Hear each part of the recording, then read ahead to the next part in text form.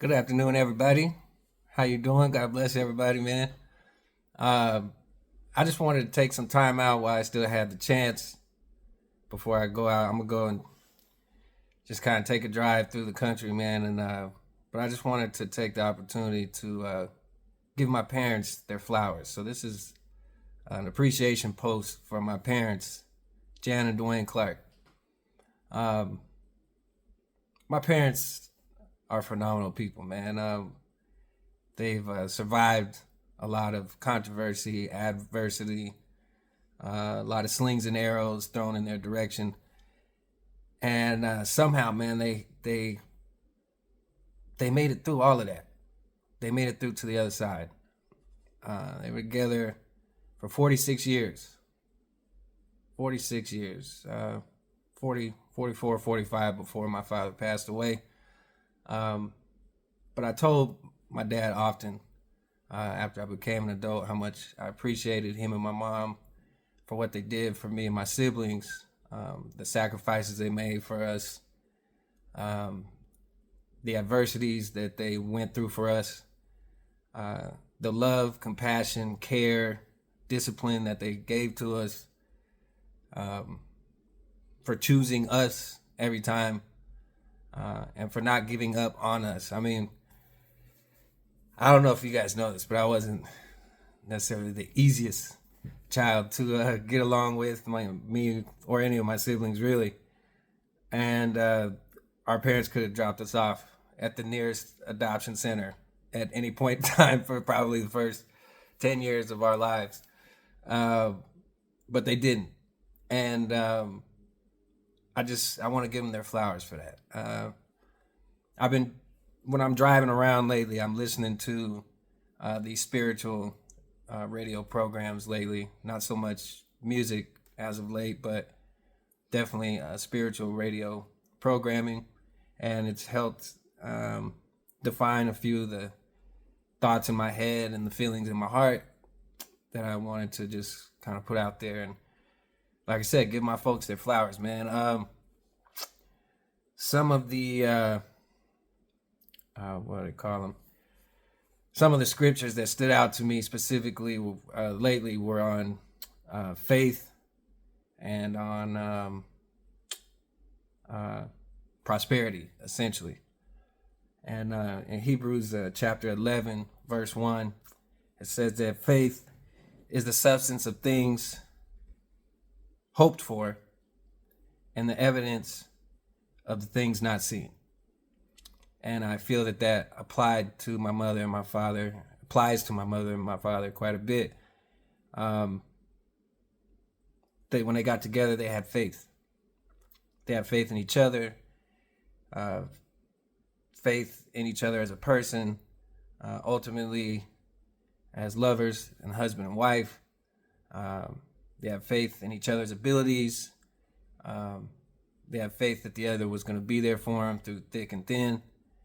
And they abstained through all the adversities that they faced, as opposed to folding and packing it up. Taking the easy way out would have been to just give up on each other. My parents, obviously, most of you know, are an interracial married couple. And one of our great family friends, Robin Mitchell Joyce, who's also a very respected attorney of law in Nashville, Tennessee, she had informed me that the state of Tennessee didn't officially and lawfully recognize interracial marriages until 1997. And that blew my mind because I was 17 years old by that time. But it was indicative that was the case on a state-by-state basis. Obviously, the federal law had already passed that it was okay for interracial marriages to take place and that it was lawful and recognized, but the states still hadn't fallen in line completely. And that speaks to the experiences that my parents had. And some people would say, well, they understood what they were getting into, interracial marriages weren't accepted, so they made it hard on themselves. They picked each other, or they chose to love each other. And I beg to differ on one point, in so much as that you don't really choose who you love, right? I mean, you hear that more nowadays than ever before, I believe. Um, the heart wants what the heart wants, and my parents' faith in each other uh, is what kept them going as a married couple, as parents. Um, the sacrifices that they made for us, me and my siblings, um, the adversities that they went through to keep our family together were astronomical at times. But they didn't take the easy way out. They didn't run away, and that is strength to me. Um, to not run away from the people that you love, that love you, that count on you, and that need you in their lives, and vice versa. You need them, and you count on them. Uh, every relationship has issues. Every relationship has setbacks. But the best relationships that I've come to know in my lifetime are the ones where the couple doesn't give up on each other. Um, they fight through things together as a team. My parents always did the best for us with what they had. They never really had a lot when I was growing up, especially. Um, but what they did have, they always had a job, each of them. Always had a job, always kept a job, always kept a roof over our heads, always had food on the table for us, even if it wasn't necessarily what we always wanted to eat. They always made sure that we never went to bed hungry. We had clothes on our back, shoes on our feet, uh, light bill, not light bill, but bills were paid, lights stayed on, electricity was on, heat in the wintertime, and air conditioning in the summer. Um, and if they could do extra things for us, they would. But some of back to the point about the interracial marriages, you know, my parents, they moved us around a lot, and in particular, it was because of this non-acceptance of interracial marriages in throughout different states that we lived in, and we lived in quite a few. We didn't move because that's what my parents wanted to do. We moved because that's what we had to do in order to start over again. So our family started over again a lot due to racism, essentially. Um, if my dad's boss found out that he was married to a white woman, a Caucasian woman, I should say, he'd be fired. If my mother's boss, more often than not, found out that she was married to an African American man and had African American children, she was fired. Happened quite a bit. And we lived in a lot of little small towns. So, of course, word gets around pretty quick in those little areas. And hence us always having to move. But my parents persevered through that. They chose us. They chose themselves over convenience, over luxury, over material things that other married people that weren't interracially married and or had a lot of family wealth or backing behind them. They focus on those types of things, but our parents taught us integrity. They taught us self-love. They taught us how to stand up for ourselves, how to do the best we can with what we have when we have it. And they never really had a lot. Like I said, they always had a job, but that was to cover the necessities for us. And it's not obviously because that's the way they wanted it. It's because that's the way things panned out. That's the way things were. My parents didn't buy a home together until me and my three younger sisters, were pretty much grown already. So it took them a while to develop enough wealth to be able to purchase their first home. And that was a really big moment for our family, just to see my parents as owners, was really awesome. being the first of my parents' children together, they made a lot of mistakes, as all parents do. But the thing I pride myself on my parents the most was just watching them grow as parents. Watching my dad become a better dad year by year, day by day, become a better man, become a better husband, a better friend to his friends, and watching my mother become a better mother, a better woman, and a better wife, and a better friend to the friends she had day by day, year by year. It really made me proud that they were my parents. They essentially just taught us how to have integrity and be upstanding people, stand up for what you believe in, love yourself, love your neighbors, treat people with kindness and respect, love your family. I mean, if we weren't together all the time, the six of us, then we were either growing up with my mom's family side of the family, which is also my family, obviously, or we were going to family reunions and celebrating with my dad's side of the family. They always kept us family oriented, and my parents were the type of people that would literally give you the shirt off their back that they really didn't have to give you. And I think that makes them godly people, essentially. They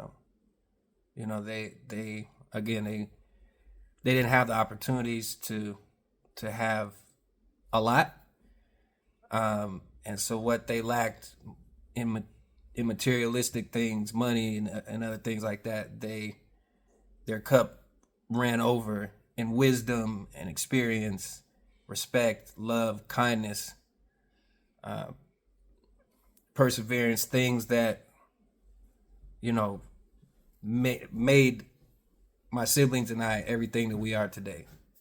Had our parents given up on each other early on because of the difficulty of having an interracial relationship, there would be no Corey Clark, there would be no Asia Clark, there would be no Alicia Clark, and there would be no Arlisha Clark Beasley.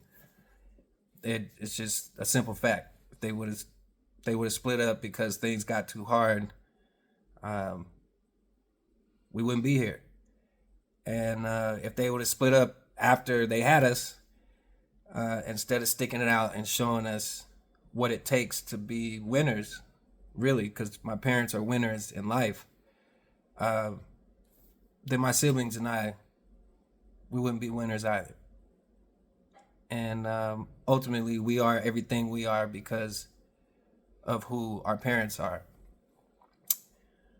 And so I just wanted to say thank you to my mother, Jan, and to my father, Duane, for everything that you guys sacrificed for us, everything that you guys supported us in, everything that you guys provided us in our hearts, in our minds, in our souls, and physically as well, for our bodies.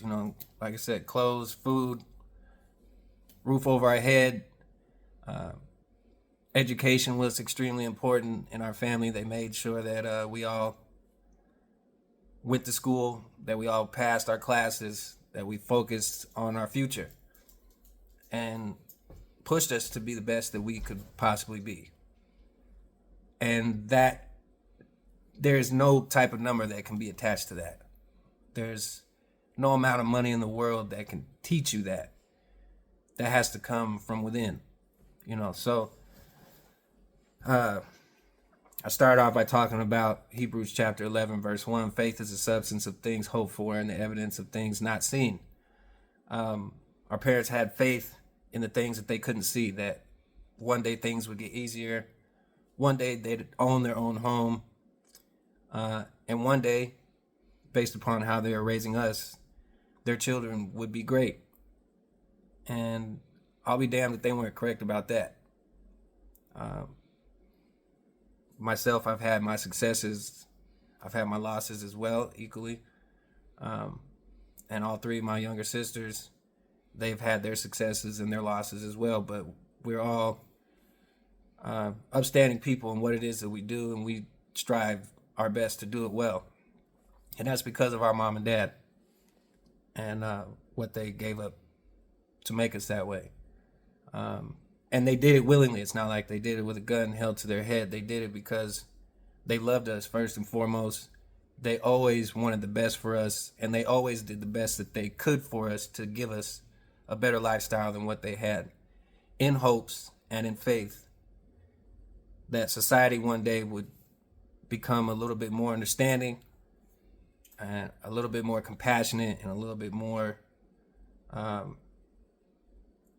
helpful to their fellow man. And in some ways, their faith in that paid off. In other ways, we're still waiting around for some things to get better, and that's going to take everybody. But I don't see a lot of people these days, or kids more importantly, showing reverence for their parents or respect, or being thankful for the things that their parents do for them if their parents are in their lives. And so that brings me to the James chapter 1, verse 3, because you know that the testing of your faith produces perseverance. And if anybody's faith has been tested, it's been that of Jan and Duane Clark. Faith has been tested by each other, by their kids at times, by society at large, and they persevered through all of it.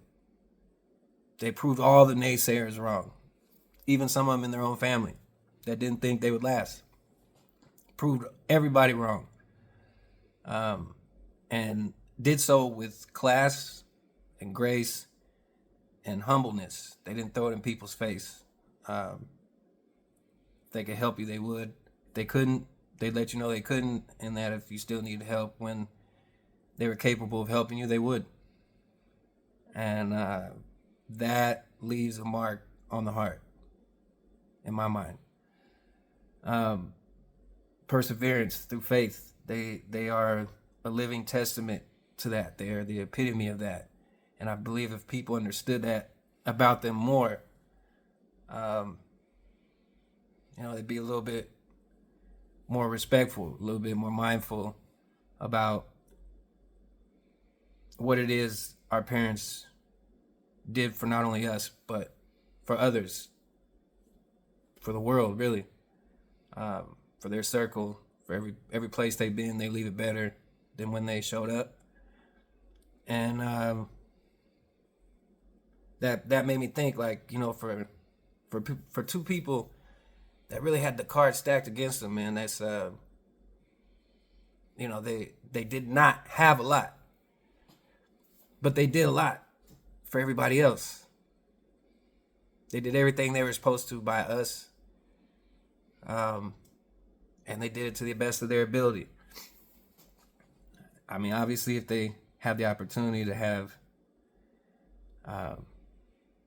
better paying circumstances, they would have jumped all over it. But unfortunately, that's not what society was willing. That's not the hand that society was willing to deal my parents at the time. So again, they did the best they could, and I love them for that. And it made me as a person, as a human being, just a strong person, a supportive person of other people's causes, other people's strife. Always wanting to lift other people up. That comes from Jan and Duane. Loving my family unconditionally to a point. That comes from Jan and Duane. Being there for one another. Doing right as opposed to doing wrong. Trying to be the best human being I can be. That comes from Jan and Duane. And they didn't have a lot, but they still gave a lot, is my point. And that brings me to the final scripture verse that was on my mind and my heart today. Luke 12:48, for unto whomsoever much is given, of him shall much be required. And to whom men have committed much of him, they will ask the more. Well, again, not much was given to my parents. Everything they got, they earned. And they earned it the hard way, with a foot on their neck a lot of the time that I was a child. and yet they still gave without being asked, without any nail biting or pulling teeth. It was just, here's what I have. And just, some people would say that's foolhardy, but I say that is extremely commendable, and it teaches you the value of people, of time, of love, of faith, as opposed to simply just teaching you the value of materialistic things.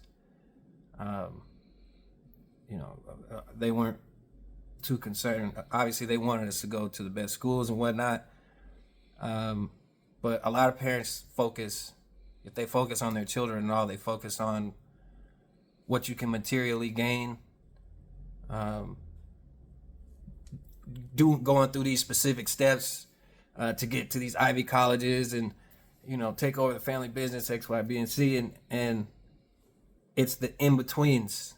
Like if I could use this analogy, like if you've ever built your own shelter in the woods, whether trees, bushes, whatever, they put this, they stuff the cracks of it with leaves to keep the wind out and the rain out, and you could have the logs, but if the logs got these big gaps in them and the rain finally comes or the wind finally comes, you're gonna get soaked, you're gonna get blown away.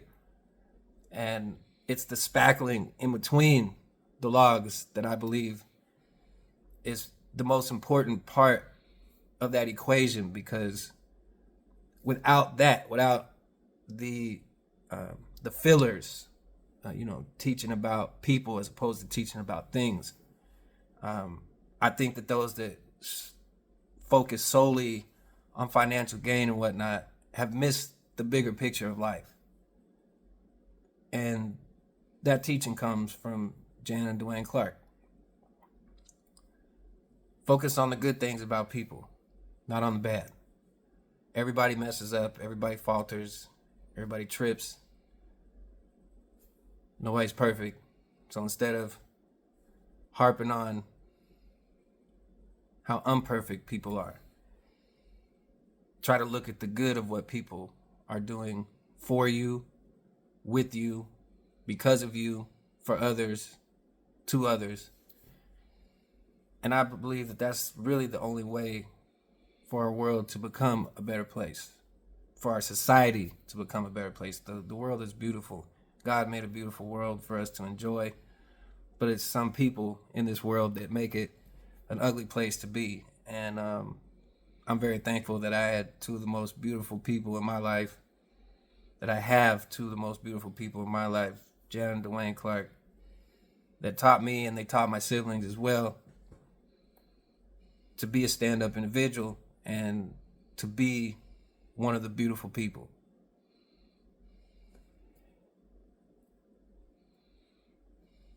I guess that's it. Mom, Dad, I love you both. I got my dad back there, as you can see. And thank you, and thank my dad for everything you guys taught me and my sisters, for everything you guys did for us, for everything you guys sacrificed for us, for everything you guys taught us, for the discipline you guys gave us to instill in us accountability and greatness. I love you both so much, and I'm thankful to be your son. Everybody have a great day. Go kiss and hug your mother. Kiss and hug your father. Give them a big hug. Tell them how much they mean to you, because trust me, they won't be around forever. None of us will be, but if your parents have been good to you, good for you, give them their flowers now. Peace.